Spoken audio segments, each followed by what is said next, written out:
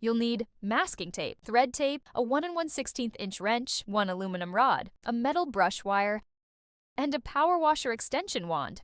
Step 1. Open the cover to the water heater on the outside of the van. The Anode rod protects the water tank from rust.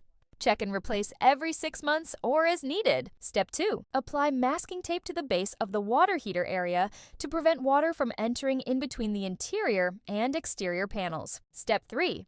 Release the water pressure from the inside spout. Step 4. Release the valve from within the water heater panel located outside. Step 5. Use the wrench to loosen the nut.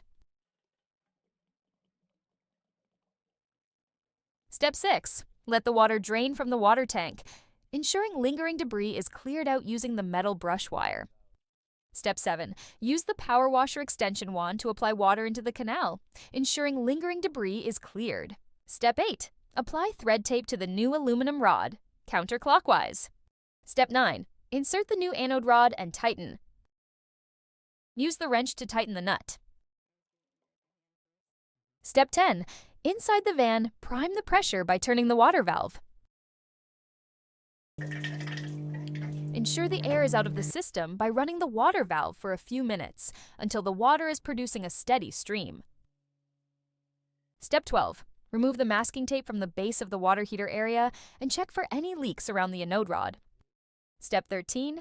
Place the cover back on, sealing access to the water heater.